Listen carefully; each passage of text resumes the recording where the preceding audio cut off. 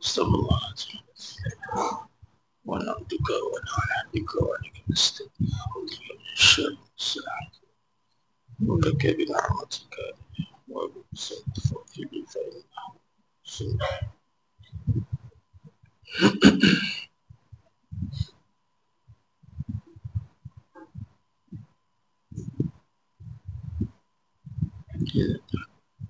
Assalamualaikum warahmatullahi wabarakatuh. Bismillahirrahmanirrahim. Innal hamdalillah nahmaduhu wa nasta'inuhu wa nastaghfiruh wa na'udzu billahi min shururi anfusina wa min sayyiati a'malina. Man yahdihillahu fala mudilla lahu wa may yudlil fala hadiya lahu. Asyhadu an la ilaha illallah wahdahu la syarika lah wa asyhadu anna Muhammadan abduhu wa rasuluh. Allahumma salli ala sayyidina Muhammad wa ala ali sayyidina Muhammad.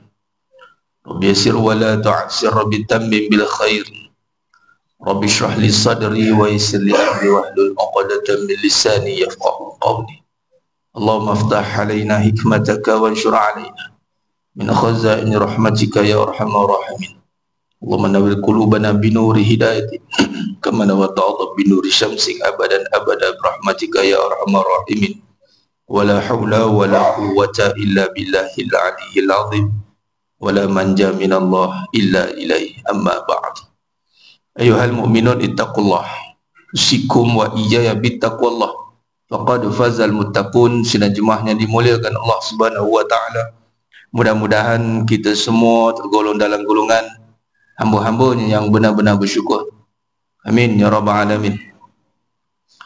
Allah Subhanahu wa taala berfirman, surah Sajdah ayat 9, summa sawwahu wa nafakha fihi min ruh wa ja'alakum as-sam'a wal absara wal afidah qalilan ma tashkurun.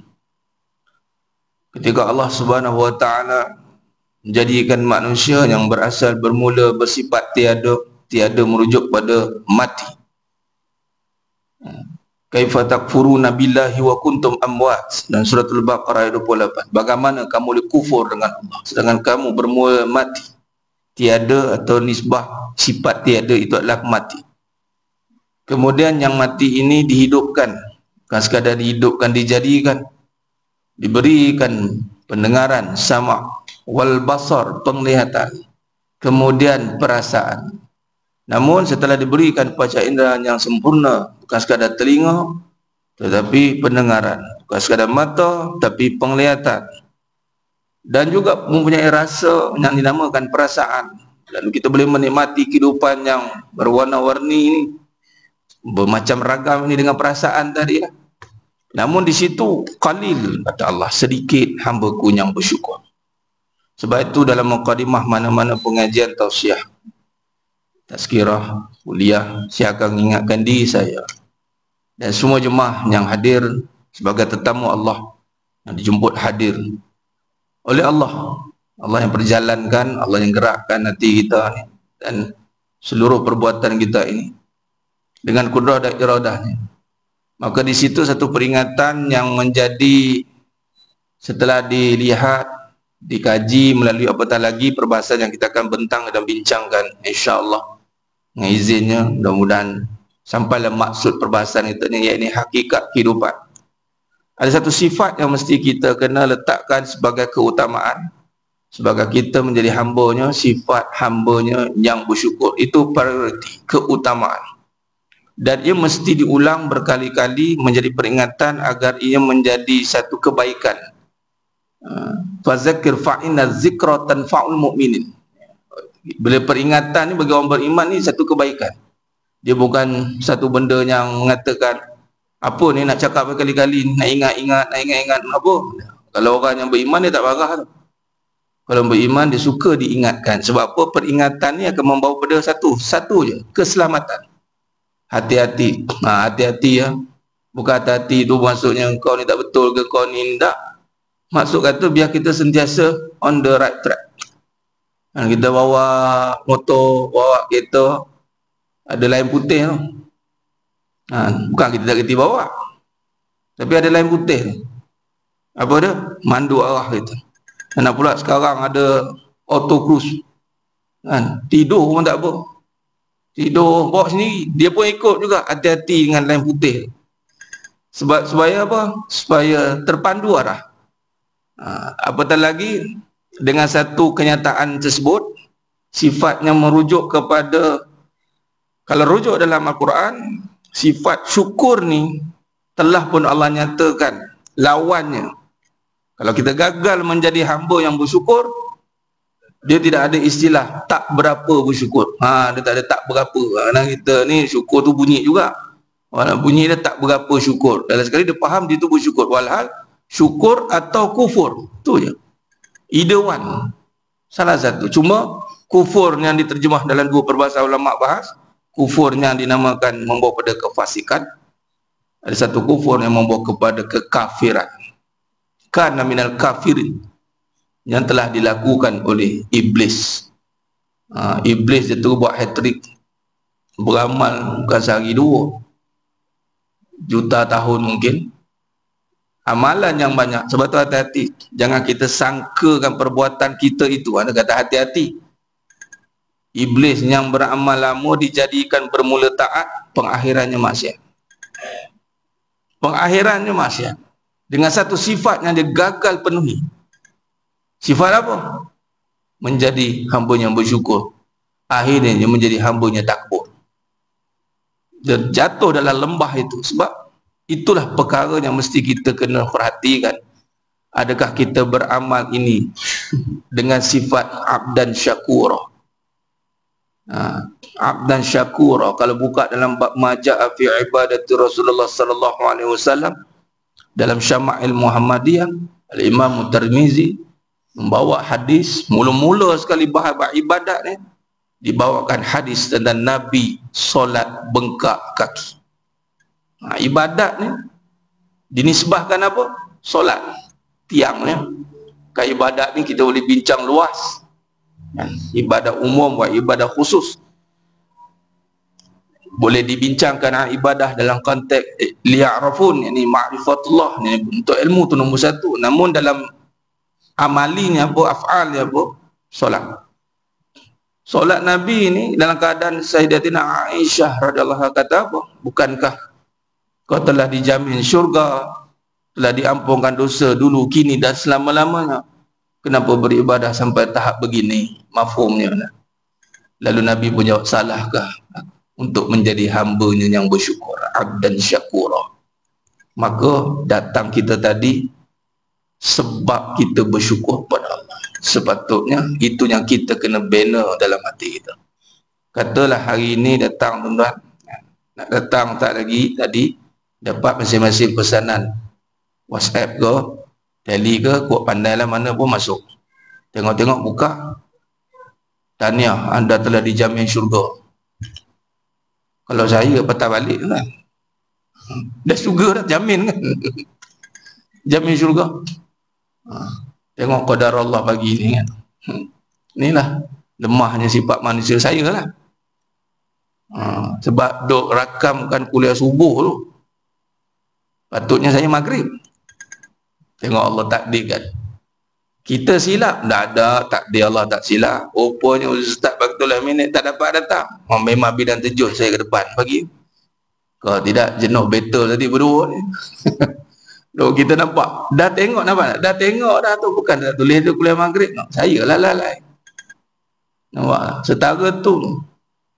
Tapi sebab dah capture yang datang subuh bulan lepas tu, terus jadi capture tu. Ni hati-hati ni satu perkara, kalau dah jadi kebiasaan, bahaya mas sekalian. Tulis dah, jangan lalai. Tapi dah biasa lalai juga. Macam tu PL kita kan, PL saya lah, kita yang mas sekalian jangan salah faham saya guna perkataan kita tu. Kita ni Ustaz rujuk kat kita, rujuk kat dia udah lah.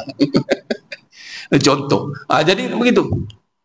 Datang betul-betul faham, tengok.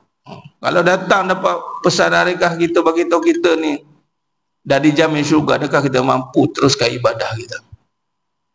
Itu soalan yang paling besar yang perlu dipersoalkan.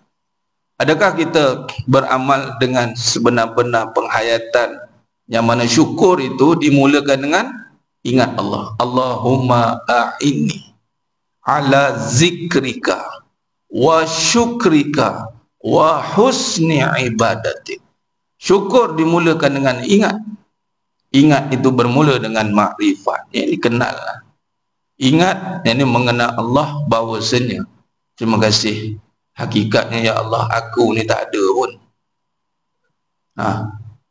Bila boleh ada ni, terima kasih tu sebab bagi ada. Bagi ada tu datang sebab apa? Sebab yang lebih utama apa? Sebab Allah ada. Waktu lagi itu kemuncak lah sebenarnya. Datang sebab Allah ada, bukan sebab ada masa. Bukan sebab ada yang lain tu. Itu majas je, itu tempelan. Tapi secara haknya datang ni sebab Allah ada. Qiyas dia kita ambil kat mana? Qiyas dia atau tamsil dia kita ambil. Ini dalam bab ibadat, ni saya ambil tamsil dalam bab datang ke rumah Allah. Ini semua dibahaskan nanti dalam perbahasan hakikat kehidupan ni, mas. Kita melihat kehidupan dari sudut pandang yang orang panggil apa? Penghayatan. Hakikat ni kebenaran yang mesti dilihat dengan hati. Dia panggil kehidupan yang sebenar ni, kita sedar kok mana? Sebenar ni kita pandang hidup ni dengan kesedaran atau dengan kebendaan. Kita sedar tak? Sudur tak? Hati kita ni memandu arah tak tengok kehidupan ni? Hakikat kehidupan atau galik tengok syariat kehidupan? Macam mana nak beza tu? Syariat kehidupan, katalah duit. Itu syariat. Makan, minum, kahwin, nikah, syariat. Hakikat dia apa? Rezeki. Duit, bicara soal rezeki. Ni hakikat. Hakikat ni ramai tak nampak. Sebab apa? Duk bimbang, tipu dengan benda tadi. Benda tadi. Bila benda ni menutup hakikat dan rezeki. Walhal rezeki ni yang kita nak cari dengan maksud mencari keberkatan. Orang ingat cari rezeki, malah tak ada pun orang sebut buat apa ni? Cari duit. Jarang lah orang sebut cari duit tu. Bolehlah cari rezeki, sesuap nasi, rezeki. Dia faham sebut rezeki, tapi rupanya dia sebut dia rezeki, tapi dia ingat duit tu. Mana faham ni? Dalam perbahasan ni ada tamsil dia begitu. Sebut dia rezeki, dia ingat duit. Akhirnya dia ingat rezeki tu kerja dia apa? Siang dengan petang. Malam tu bukan cari rezeki kita. Malam nak rehat. Walhal cari rezeki tu patutnya dia faham cari keberkatan, cari pahala. Sebab tu dia bekerja sebab nak selesaikan nafkah yang wajib. Kamu berdosa pula. Nampak? Dia berkaitan dengan itu. Maka kerja dia tak habis kat situ sepatutnya. Masuk maghrib, kerja juga. Kerja apa? Cari pahala. Malam pun datang juga. Ni malam-malam ni buat apa pula ni? Datang masjid cari rezeki. Cari rezeki. Sebab ada orang faham cari rezeki tu kat pejabat. Orang faham cari rezeki tu dekat dia punya stall, warung dia, kedai dia apa. Dia tak faham cari rezeki tu dengan maksudnya hakikat. Malah orang sibuk jaga duit, tak jaga rezeki. Ihfazillah yahfazka. Jaga duit, jaga rezeki. Apa beza? Beza banyak. Yang disuruh jaga rezeki. Jaga rezeki dengan maksud jaga ketaatan. Rezeki datang dengan asbab taat, dengan asbab takwa. Bukan dengan asbab maksiat. Tak ada. Tak ada lagi lah. Orang kata apa, jumpa buat penduri kesyukuran sehari malam ke apa, buat jumpa imam kita, haji jumpa pengusi kita. Saya nak buat penduri kesyukuran, rezeki lah. Rezeki dia mana ni? Menang loteri ni. Alhamdulillah. Apa dia? Menang loteri ni. Boleh tuan-tuan, kamu cakap menang loteri satu rezeki. Try lah tengok. Itu kan rezeki ni, balak ni senyap pempuk masa lagi. Bak bagi sebiji. Ni rezeki kau. Contoh. Rezeki mesti dikaitkan wa barakatan fi rizq. Keberkatan rezeki. Bak ingat tadi. Maka tamsil bak ingatlah hakikat kehidupan ni dibincang. Contoh. Datang masjid. Ni dinisbah syariat rumah Allah. Bila kata rumah Allah, kita qiyas kepada kita pergi rumah mak. Ni sebab tu ngaji dalam bab Dalam perbahasan hakikat kehidupan, usul perbahasan ilmu yang kita akan bahaskan itu bersandarkan dua usul atau disiplin ilmu kita akan masukkan, iaitu tauhid dan tasawuf. Itu kita akan gabungkan dalam perbahasan kehidupan. Cuma kita akan pergi pada kehidupan, kita akan kaitkan dengan sumber ilmu itu. Biasa kita tegur bahas pada ilmu. Ya, ini kalau bahas pada pengkhususan dalam bab agama, ini inna dina indallahil Islam, pecah pada 3 pecahan besar bersandar kepada hadis Nabi SAW pada Jibril yang datang akhbarni al Islam, iman, ihsan tu, ulama pecah 3. Perbahasan tentang akidah, perbahasan tentang fikih, syariat, perbahasan tentang tasawuf, akhlak. Itu kalau pasal akidah, bahas pula dalam bab apa? Cerita tentang dalam bab akidah, perbincangan tentang kaedah apa yang kita guna. Kita Asy'ariyah Al-Maturidiyah. Sebab apa? Ni cerita dia, ada penceritaan dia. Kitab apa yang dibahaskan? Buka tengok. Kalau kita kat Nusantara ni, kitab yang pertama masuk di Alam Nusantara yang dibawa oleh ulama besar Syekh Muhammad Zain, iaitu Bidayah Al-Hidayah. Itu perbahasan kitab ni. Yang bawa masuk lagi Aceh, yang duduk di Mekah lama, ngaji dalam perbahasan daripada kitab apa? Ummul Barohin. Ummul Barohin kurun ke-9, Imam Sanusi rahimahullah ta'ala alaih, membahaskan kembali sifat-sifat Allah yang pun telah dibahaskan pada zaman ulama salaf pun. Imam Abu Hanifah dah bincang, Imam Ahmad bin Hanbal dah bincang. Tinggal lagi disusun mengikut kaedah yang tersusun. Sebab apa? Sebab di situ ada perbahasan yang mengikut uruf waktu sekarang. Itu berbeza tu. Cerita, kita bahas pula. Tapi kalau dalam bab kehidupan, kehidupan ni dia perbincangan dia, orang kata apa, terbuka, dia panggil umum. Tapi dalam bab umum pun kalau lepas macam itu, tenggelam kan. Sebab tu dalam kehidupan, ramai orang ambil mudah, ni hidup. Kalau bab agama, dah tak berani. Okey, dia faham bab agama. Tapi kat mana bila rosak agama? Kat mana bermula rosak agama? Biasanya bila rosak agama, contoh dalam bab ajaran sesat bagi contoh. Biasanya dia akan bermula dengan hidup yang sesat. Cara fikir dia, hidup tak ada sempadan. Dia bubuh kod dia, kod suka dia. Dia tahu agama ada, tapi mari kehidupan, hidup aku. Dia. Ibarat kehidupan ni dia ada satu, orang kata pilihan bagi dia nak ikut agama atau tidak. Walhal compulsory, mandatory. Sebenarnya kita tak ada option untuk menolak. Option yang ada tu, baik buruk tu bukan memilih, tetapi option tu diwujudkan, ditakdirkan Allah untuk kita membezakan. Tu je. Bukan suruh memilih, boleh tak ikut agama. Elektif macam subjek pula, nak drop lah subjek agama, payah. Payah. Ngaji buat tauhid payah, kita drop dululah. Kita drop nantilah mengaji dia. Boleh drop pula. Sebab apa? Sebab tak ambil exam katanya. Dia lupa exam kehidupan dahsyat lagi. Ujian kehidupan bertali arus siang malam, ibarat siang malam. Ujian kehidupan. Hidup ni ujian. Nanti dalam perbahasan hakikat kehidupan kita akan syarahkan. Hidup sama dengan ujian. Di dalam ujian ada cobaan. Itu perkataan-perkataan yang kita akan highlightkan nanti. Kita kaji. Maka dalam perbahasan hakikat kehidupan ni kita merenung sebenarnya hidup ni ada kaedah ada kita guna. Dalam perbahasan bab agama tadi ada kaedah, qawaid, ada dipanggil manhaj. Itu mesti diikuti manhaj ini. Mau tak mau dia kena ikut manhaj ini, sebab dia panggil perisian software. Pakai Android ke iOS apa, Apple kan. Dua lah kan sistem. Sekarang ada satu lagi ke? Tak ada. Dua lah sistem handphone. Google. Google pun. Kalau software perisian nak buka ni, pakai software apa? Itu kata manhaj. Manhaj apa kita pakai?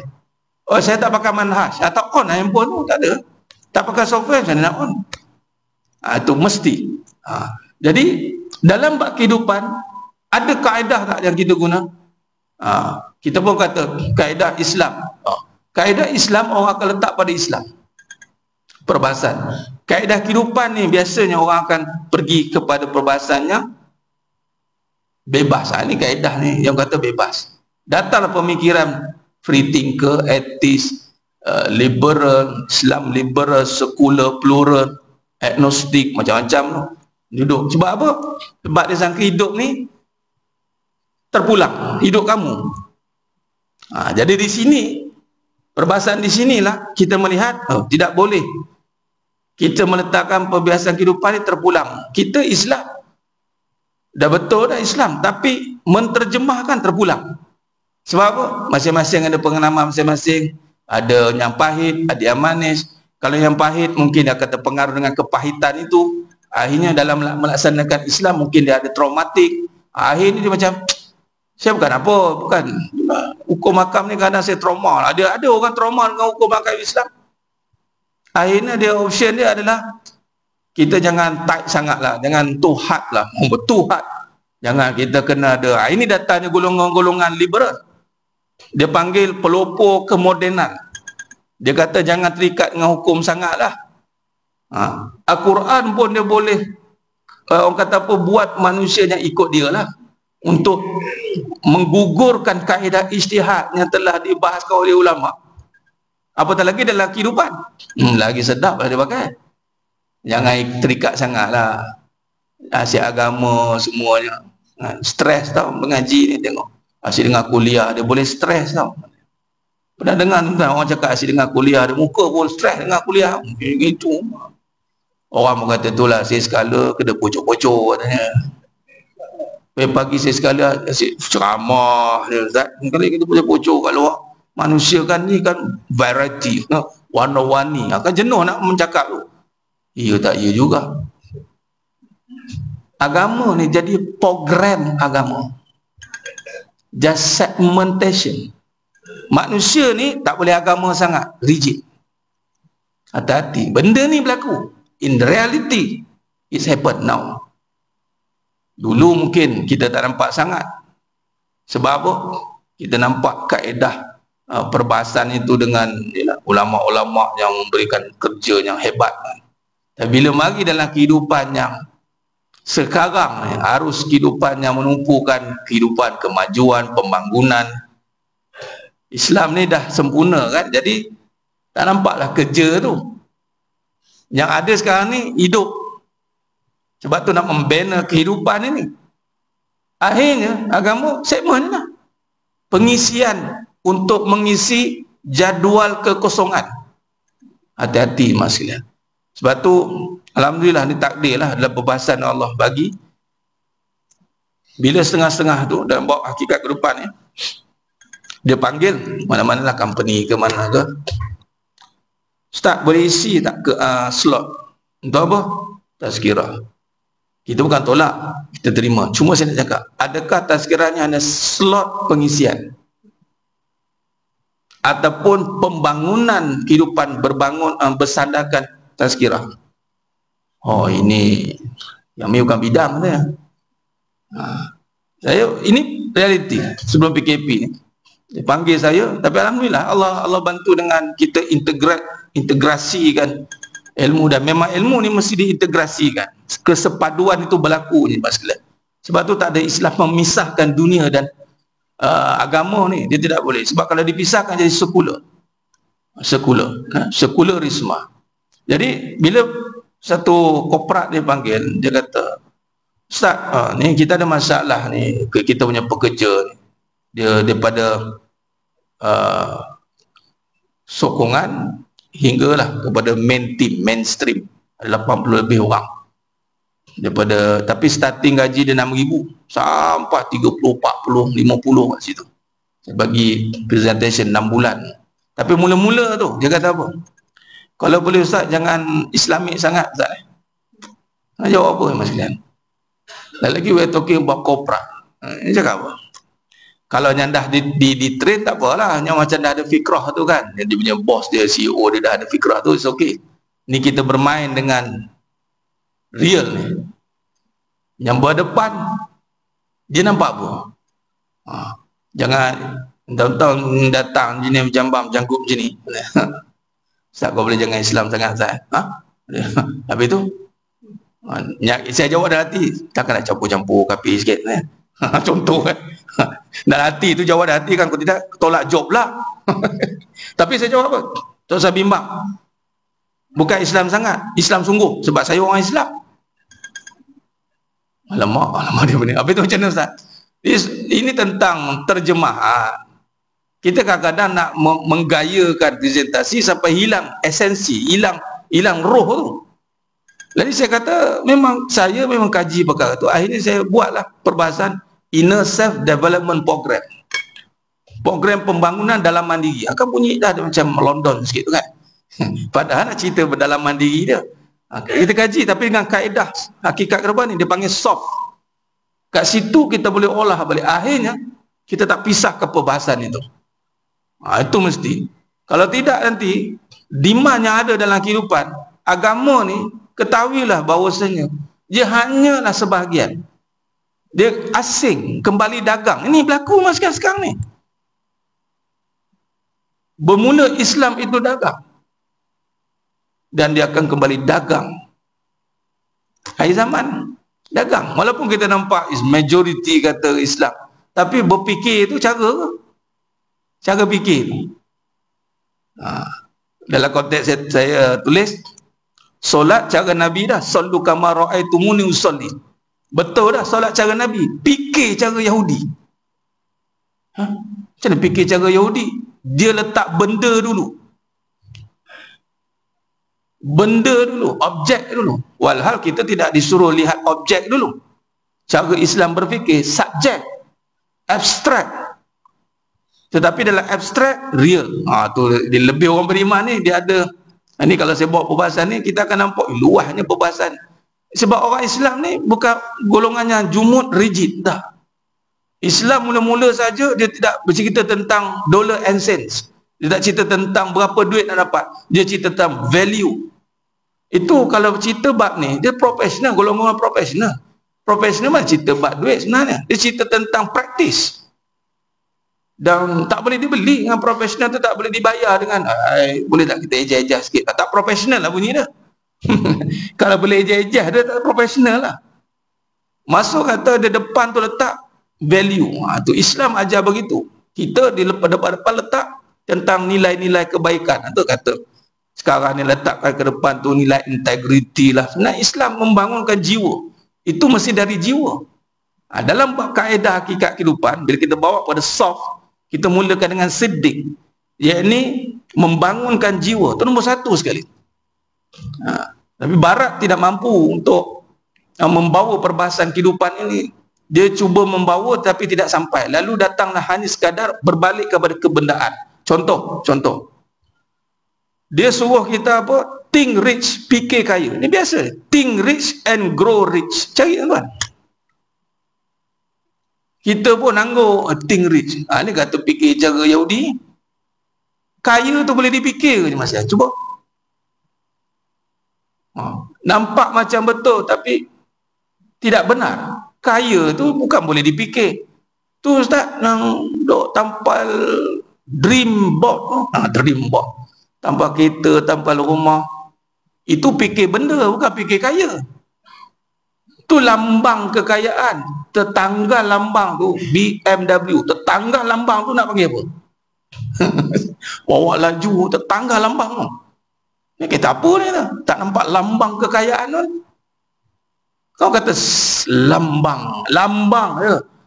Logo tu tanggal lebih. Dia bukan kaya tu sifat. Dia bukan dengan think. Walaupun kita disuruh berfikir, tapi orang Islam dia bukan mula-mula terus berfikir, tetapi dia didatangkan dengan berzikir. Feel, rasa kaya, baru fikir. Fikir tu bukan benda dah. Apa nak buat? Rasa kaya dengan apa? Dengan yang hak. Kaya bukan sifat benda. Kaya bukan sifat benda. Wallahi. Tak percaya Mas Lan? Pagi ni nyari saya tak bawa kereta Ferrari. Nyari tuan-tuan. Sebab apa tak ada lagi? Dua orang kan. Satu hari dia senang bawa Ferrari. Orang tak cakap kereta kaya. Ada tak? Pernah dengar ke sejarah orang kata kereta kaya? Tak ada. Dia akan kata apa? Kereta orang kaya. Jadi yang kaya tu kereta ke orang?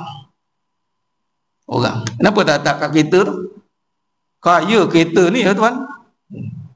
Orang tu keluar pada kereta, merah telinga tu. Apa dia?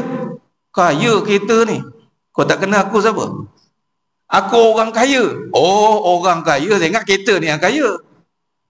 Kereta ni benda besi. Mana ada orang nisbahkan sifat tu pada benda? Kucing kaya pun tak ada. Kucing orang kaya. Pakai stroller baby tu. Tolak, Mamet. Pakai stroller baby, tempat tidur dia aircon, lampu downlight. Downlight tu dalam tempat tu. Jadi kaya tu tak duduk pada benda. Betul lah Nabi kata, laisal ghina an kasratil arad. Tidaklah kaya itu dengan banyak harta. Siapa tengok harta nampak kaya, tertipu lah. Kat situ saja gagal ujian. Tengok saja kereta, kaya. Oh, kaya dia. Padahal benda.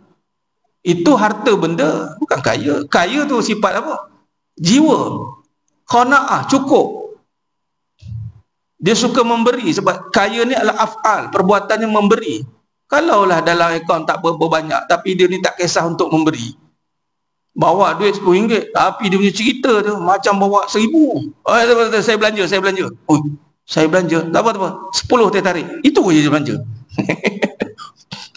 Tak. Bak minum aku bayar. Dalam poket ada RM10. Tapi tak aku bayar. RM1 seorang. Okey lah kan? Habis RM10 dia. Ini orang kaya. Ini orang kaya. Belum tentu berharta itu kaya. Belum tentu. Tapi orang yang berkaya itu mempunyai sifat memberi harta. Boleh jadi dia banyak harta. Boleh jadi. Sebab Allah banyakkan harta dia sebab dia memberi tadi. Luar biasa mas sekalian sifat dia. Jadi ini perbahasan hakikat kehidupan. Kita mengkaji. Jadi berbalik kepada tadi, ingat tadi hakikat tadi, jatuh datang rumah Allah kan? Bila kita bawa pada perbahasan benar datang tadi, maka di situ kita ada perbahasan datang rumah mak. Datang rumah mak ini membawa kepada wayaribullahul amsalan linas. Ini membawa kepada kita merenung contoh-contoh yang membawa kepada berfikir, tapi bukan sekadar berfikir, tapi dengan zikir. Ini hebatnya perbahasan Asy'ariyah Al-Maturidiyah. Nakal wa akal. Dua-dua ini disinkroniskan. Tapi akal yang ditakbir oleh nakal, ini nakli. Kalau tidak dipisahkan tu nanti. Akal ni bebas boleh berfikir kok pandai, tak boleh. Akal ni mesti dia disinkroniskan. Okay, jadi maka kita berfikir, pakai contoh tamsil ni, kita buat contoh ni, rumah mak, kita berfikir. Kita tanya orang datang rumah mak balik kampung, sebab apa pergi rumah mak? Sebab mak ada. Kita tanya orang lain pula, balik kampung tak? Tak ada dah. Sebab apa? Mak tak ada dah. Yang ada siapa? Saudara mara je lah. Nampak? Jadi nisbah kepada datang rumah mak tu sebab ada rumah ke, sebab ada masa ke, sebab ada makan-makan ke mak panggil, sebab ada nak faraid ke, terus lagi ni mak nak faraid ni, okey dengan mak free, orang free terus ke satu je, sebab ada mak ayah lah. Mak ni maksudnya sekali lah sebab ada mak lah. Lalu sebab ada mak, kita pun berusaha untuk adakan masa, adakan semua. Ataupun bahasa punya mak ada. Jadi kalau kita nisbahkan dalam perbahasan datang ke rumah Allah sebab ada masa ke, sebab ada Allah, atau perbahasan Allah ada. Ini boleh dia panggil tukar atau balik kerja macam ni. Boleh jadi kalau tak datang tu boleh jadi ya. Macam tadi, kenapa datang mamak dah? Mak dah tak ada. Kenapa tak datang masjid dah? Ini takut nak jawab. Sebab tu kerja masjid dan masjid ni ujung surah Taubah 18. Kerja iman ni mas sekalian. Innama ya'muru masajidallahi man amana billah wal yaumil akhir ila akhir ayat. Man amana billah, amantu billah. Itu diisyaratkan oleh Imam Abu Hanifah yang Fiqhul Akbar, merujuk kepada ada Allah. Amantu billah. Imam Ahmad bin Hanbal syarahkan al-mawjud, yang ada hanya Allah.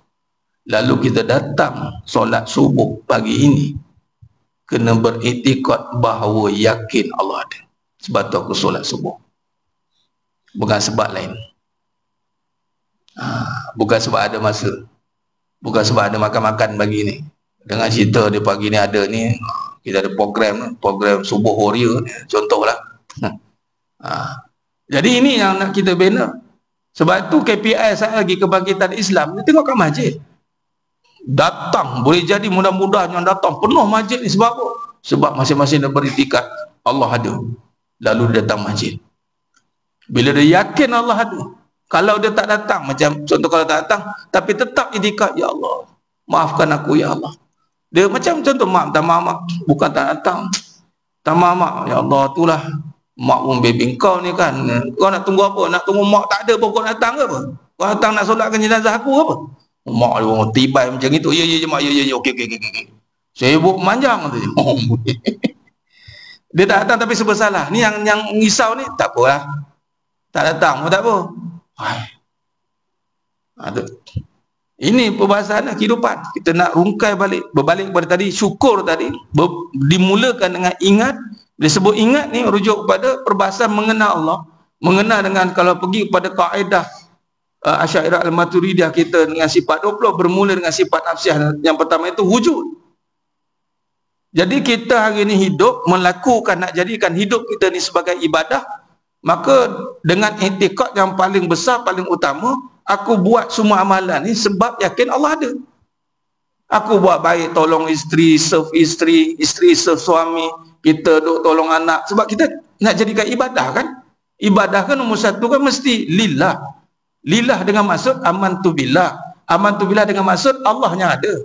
Jadi kita buat baik ni sebab apa? Sebab ada anak, ada isteri, sebab ataupun sebab Allah ada. Bila yakin Allah ada, jadi kita buat baik tak berkira lah, sebab Allah yang bayar, Allah jamin kita buat baik. Datang perbahasan buat ikhlas. Malah di situ ada perbahasan surah Al-Qasas ayat 77, wa asin kama ahsanallahu ilaik. Berbuat baiklah kepada hamba-hambaku sebagaimana aku yang berbuat baik kepada kamu. Tengok Allah, KPI dan SOP buat baik ni bukan sebab isteri baik, bukan sebab suami baik, bukan sebab orang buat baik, sebab Allah yang buat baik kat kita terlebih dahulu. Dengan cara apa? Dengan menghidupkan kita. Itu kebaikan yang paling besar yang tak boleh ditolak dengan sekalian. Ada nikmat ada tu saja tak boleh nak bayar ni. Belum cerita ada kereta, Allah adakan rumah, Allah adakan isteri, Allah adakan semua benda. Allah adakan kita saja tak bayar, tak terbayar dah. Sebab tu dalam bab perbahasan Syama'il Muhammadiyah, dalam bab membahaskan naumi Rasulullah sallallahu alaihi wasallam, bab tidur Nabi SAW, di situ ada membahaskan bagaimana Nabi mengajarkan doa bangun tidur. Doa bangun tidur, tidur dengan masalah, tidur dengan masalah. Masalah tidur ni bergaduh ke apa, ikutlah tidur. Mana tak selesai masalah tu kan, tidur kan, tidur. Malah lah fikir tidur. Bangun saja alhamdulillah. Dah selesai ke masalah? Yang bangun-bangun alhamdulillah tu. Rupanya alhamdulillah sebab bangun balik. Tu je. Alhamdulillah, ya Allah kau hidupkan aku balik. Bukan cerita yang lain-lain tu. Cerita bab hidup saja. Hidup saja. Itu tu kata kehidupan. Hidup tu, nak tengok hidup tu saja bukan sifat kita lah. Tiba-tiba ada Allah jadikan, Allah hidupkan. Maka datang kerana meyakini akan keadaan itu. Jadi sedang jemaah yang memuliakan Allah SWT, maka disitulah kita cuba merungkai balik. Dan ini perbahasan ini dapat disyarahkan kehidupan. Macam tadi kita boleh syarahkan kerana apa? Kerana kita bersandarkan kepada kawaid atau kaedah perbahasan kehidupan yang bersandarkan kepada 4 usul perbahasan besar yang kita akan bincangkan, iaitu siddiq, amanah, fatanah, tabligh, soft. Soft ini ada ijtihad. Soft, kalau tidak tabligh itu nombor 3. Tapi jadi perbahasan tabligh nombor 4. Ini sifat nubuat dalam berakidah ni. Perkara yang wajib itu orang beriman meyakini tentang sifat wajib bagi Nabi, nubuat. Kita bawa, kenapa bawa dalam kehidupan? Kalau pergi kepada tadi perbahasan agama, akidah, akhlak, kemudian syariat, itu pecahan perbahasan tentang agama. Tapi perbahasan dalam kehidupan yang menjadi pegangan usul balik adalah akhlak. Akhlak dijadikan sebagai sandaran perbahasan hidup kerana ianya melibatkan perangai. Akhlak ni mudah begitu sebab Nabi diutuskan oleh Allah SWT nak makarimat akhlak, nak elokkan perangai. Dan perangai ni nak elok mesti berakidah, mesti bersyariat, mesti bertasawuf. Dia balik 3 ni masuk balik dalam perangai. Orang yang berakidah yakin Allah ada, dia tahu dia sedang diperhatikan ataupun dia melihat kebesaran Allah, pasti perangai dia berbeza. Hati dia itu tidak sombong, tidak ujub, tidak takabur, itu perbahasan tasawuf. Kemudian ditadbir urus hidupnya dengan hukum yang 5, bukan ikut apa aku suka. Dia akan tengok ini halal ke haram. Kalau halal, perbahasan sunat ke, perbahasan apa, ada faham kat situ. Dia semua tentang hukum, dia bukan tentang suka. Ada yang dia suka tapi haram, tak boleh. Ada benda dia benci tapi wajib. Contoh apa dia? Taat satu benda yang dia benci. Oh malah, takkan kita yang taat? Dia perbahasan dia. Tapi ada suruhan di situ. Maka di sini dalam bab perangai saja dia akan terikat balik. Sebab tu dalam hidup ni kita kena pandu arah nak bahas kehidupan dengan perangai. Dalam bab perangai pula, ini kata 7 habit, 9 habit, Stephen Covey. Depa duk nak cerita bab ni. The first thing first yang kena buat untuk membina kehidupan is attitude. Kita pun angguk, ya, attitude. Based on what attitude? Based on perangai siapa? Kadang-kadang mereka memang cerita perangai, tapi perangai itu sandar kat mana? Walhal patutnya perangai, sifat itu sandarkan kembali kepada insanul kamil. Itulah Nabi Muhammad sallallahu alaihi wasallam. Jadi kita bawa terus 4 perbahasan yang wajib. Yang ini ditakhriskan oleh almarhum Datuk Seri Abu Hasanuddin Al-Hafiz. Sebab tu berbahasa dia sidik, amanah, fatonah, tabligh. Fatonah ni kita ijtihad. Ni almarhum Datuk Seri Abu Hasanuddin Al-Hafiz membenarkan ijtihad. Fatonah nombor 3. Ikut susunan tidak boleh diubah sebarang sebab dia sudah jumhur dalam perbahasan ulama. Kalau nak ubah dia ada ijtihad panggil. Setengah-setengah tu dia ubah ikut FAST tulis. Fast. Sebab apa? Laju sikit. Sedap-sedap dia tukar ada. Dia tak tahu perbahasan. Walhal itu perbahasan yang besar dan barulah kita akan nampak akhlak ni. Ingatkan mengaji time sekolah rendah ya, sidik, amanah, tabligh, fatonah, lepas tu habis. Tapi macam mana kita nak menjadikan soft ni sebagai pillar, jadikan blueprint macam blue ocean. Blue ocean ini satu perangkaan besar. Dalam perbahasan kita jadikan soft sebagai blueprint kehidupan. Kalau orang tanya ada formula kehidupan, ada. Dengan apa? Soft. Ini yang saya nak, bukan saya nak lah, tanggungjawab saya mudah-mudahan tercapai. Apabila berbicara soal kehidupan, ramai yang akan bersandarkan kembali dengan sifat wajib bagi Nabi sallallahu alaihi wasallam. Soft. Lalu yang kita bahaskan awal tadi tu, mukadimah tu, baru pergi pada bahasa sidik, seeking the truth, kebenaran. Bila sebut kebenaran ni, dia jadi lain perbincangannya. Bermula dengan kebenaran. Kalau pergi kepada design ke apa, dia panggil research and development. Kita do the research, kita tengok, kita buat, cari sebenarnya untuk apa. Macam tadi kita bincang datang masjid sebenarnya kenapa, sebenarnya macam mana. Kalau ikut betul-betul semua, betul lah kata, tapi tak benar.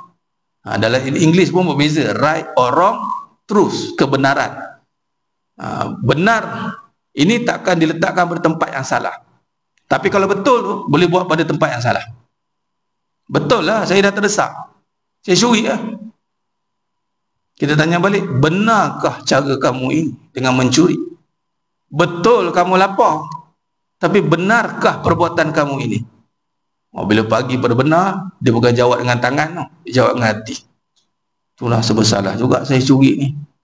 Haram ke? Dia mula. Kalau ikut betul-betul lah lapar kan?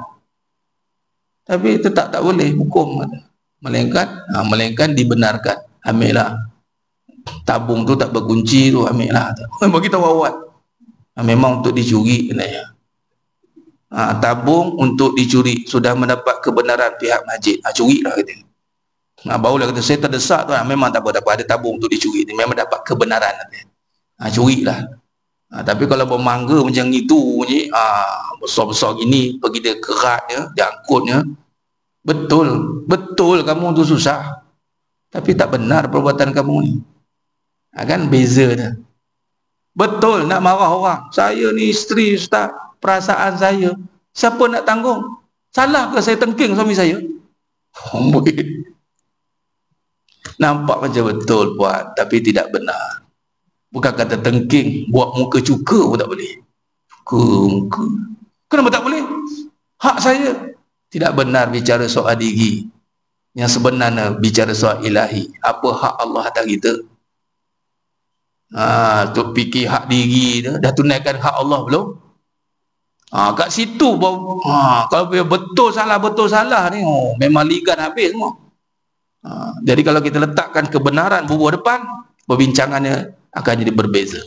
Wallahu alam, itu saja perbahasan kita pada pagi yang penuh barokah ni. InsyaAllah kita bertemu lagi pada siang kata. Bulan depan macam biasa boleh kot kan? Alhamdulillah.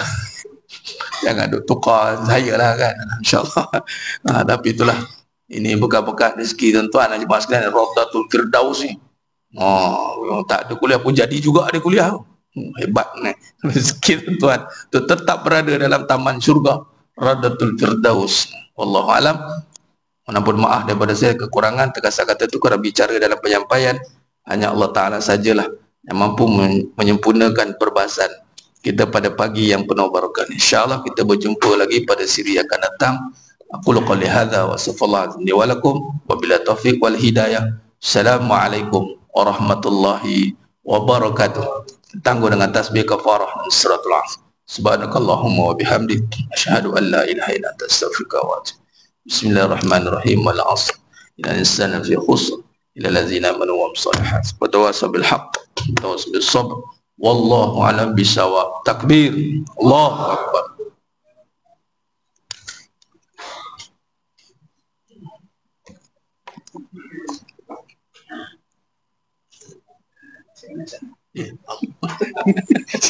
Itulah macam disusu. Itu memang itulah. Allahu akbar. Kunci ketuhanan. Ya Allah.